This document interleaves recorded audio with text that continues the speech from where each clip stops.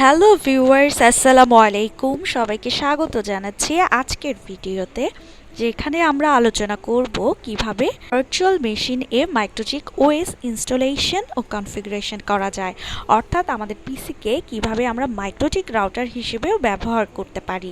চলুন তাহলে শুরু করা যাক আজকের ভিডিওটি। প্রথমে আমরা VMware ওয়ার্কস্টেশন ভার্সন 16 প্রো মেশিনটি চালু করে নিব।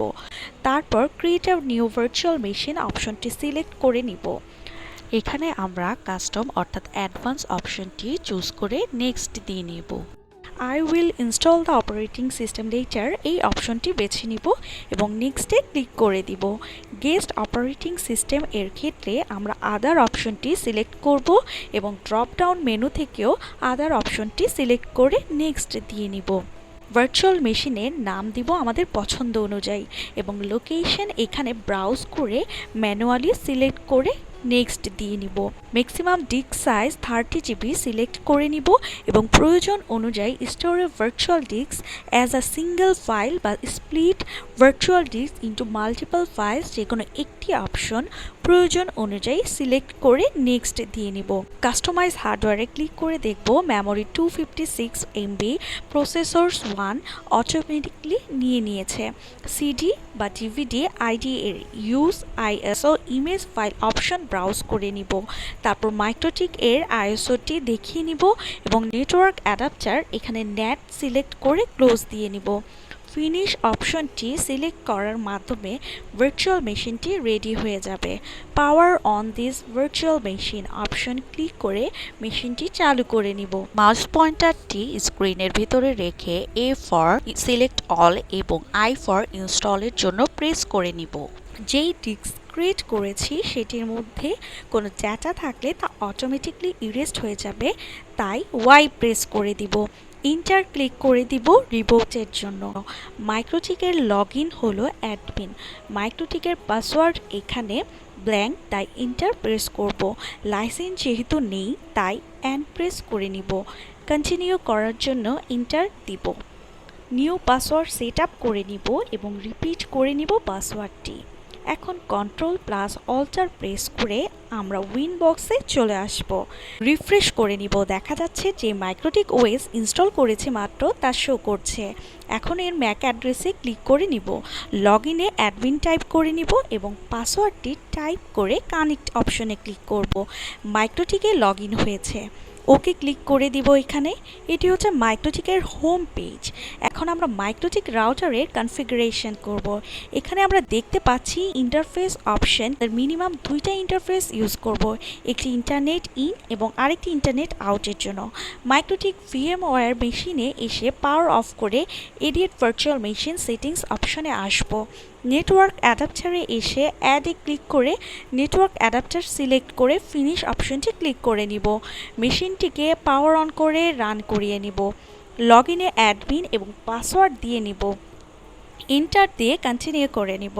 Ctrl+Alt দিয়ে আবার উইনবক্সে এসে রিকানেক্ট করে নিব। ইন্টারফেসে এসে ether1 এ ক্লিক করে নিব এবং নেম অপশনে ether1_ ইন টাইপ করে অ্যাপ্লাই প্লাস ওকে দিব। ether2 এ ক্লিক করে নিব এবং নেম অপশনে ether2_out টাইপ করে অ্যাপ্লাই ও ওকে দিয়ে নিব। এরপর আইপি অপশনে এসে অ্যাড্রেসেস এ ক্লিক করব। প্লাসে ক্লিক করার পর আইএসপি থেকে যেই আইপিটি আমাদেরকে দিয়েছে সেই আইপিটি এখানে টাইপ করে নিব। ইন্টারফেসে ether1_in সিলেক্ট করে নিব।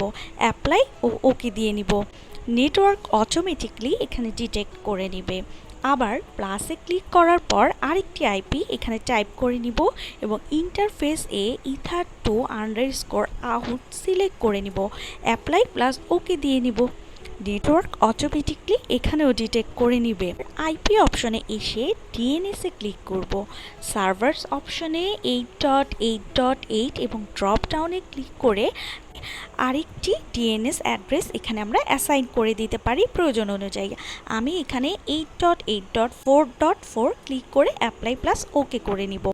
এখন আইপি অপশনে এসে রাউটারসে ক্লিক করব এবং প্লাসে ক্লিক করার পর গেটওয়েতে আইএসপি থেকে পাওয়া গেটওয়ে ইউজ করব। অ্যাপ্লাই প্লাস ওকে দিয়ে নিব। আইপি অপশনে এসে এবার ফায়ারওয়ালে ক্লিক করব এবং নেট অপশন সিলেক্ট করব। প্লাসে ক্লিক করার পর অ্যাকশানে ক্লিক করব। অ্যাকশানে মাস্কিউরেট অপশন সিলেক্ট করে অ্যাপ্লাই প্লাস ওকে দিয়ে দিব। এবার আইপি অপশনে এসে ডিএসসিপি সার্ভারে ক্লিক করব এবং ডিএসসিপি সেটআপ অপশনটি সিলেক্ট করে নিব। Interface address gateway automatically detect করে নিয়েছে এখানে, তাই নেক্সটে ক্লিক করে ডিএসসিপি সেটআপ ওকে করে নিব। ব্যান্ডউইথ লিস্টে আমরা সাধারণত ব্যান্ডউইথ ম্যানেজমেন্টের কাজ করে থাকি, সেজন্য প্রথমে আমাদেরকে আইপি অপশানে এসে ডিএসসিপি সার্ভারের লিজ অপশনে ম্যাক অ্যাড্রেস অ্যাসাইন করে নিতে হবে। এখানে অ্যাড্রেস অপশনে এসে ল্যান দিয়ে আউট করিয়েছি এরকম টাইপের একটি রেঞ্জ এর আইপি অ্যাসাইন করে নিব এবং 12 ডিজিটের একটি ম্যাক অ্যাড্রেস অ্যাসাইন করে দিব। সার্ভার অপশনে এসে ডিসিপি 1 সিলেক্ট করে নিব। কমেন্ট অপশনে এসে ডিভাইসটি কার নামে তা প্রয়োজন অনুযায়ী লিখে ওকে দিয়ে নিব। তারপর অ্যাপ্লাই প্লাস ওকে দিয়ে দিব। এই ডিভাইসের এগেইনস্টে আমরা ইন্টারনেট বরাদ্দ করে দিতে পারি, সেজন্য আমাদেরকে কিউএস অপশন থেকে সিম্পল কিউ এর প্লাসে ক্লিক করব। যেই নামটি অ্যাসাইন করেছি সেটি কপি করে নিয়ে এসে নেম অপশনে পেস্ট করে দিব। ডিভাইসের এগেইনস্টে যে আইপি দিয়েছিলাম তা টাইপ করে দিব টার্গেট অপশনে। এরপর ওই ডিভাইসের এগেইনস্টে এমবি বরাদ্দ করব। ম্যাক্সিমাম লিমিট অপশনে আপলোড স্পিড এবং ডাউনলোড স্পিড প্রয়োজন মতো অ্যাসাইন করে দিতে পারবো। অ্যাপ্লাই প্লাস ওকে দিয়ে নিব। দেখা যাচ্ছে আপলোড এবং ডাউনলোড স্পিড অ্যাসাইন হয়ে গিয়েছে। এইভাবে আমরা ভার্চুয়াল মেশিনে MikroTik RouterOS কনফিগারেশন করতে পারি। আজকের ভিডিওটি এই পর্যন্ত। এতক্ষণ সাথে থাকার জন্য সবাইকে জানাচ্ছি আন্তরিকভাবে ধন্যবাদ। আগামী ভিডিওতে MikroTik-এর অন্য কোনো একটি টপিক নিয়ে আমরা হাজির হব আপনাদের মাঝে। সেই পর্যন্ত সবাই ভালো এবং সুস্থ থাকুন। লাইক, কমেন্ট এবং শেয়ার দিয়ে এভাবেই সবসময় NTP Academiaর সাথেই থাকুন। Keep learning with NTP Academia and take care of yourself. Allah Hafiz.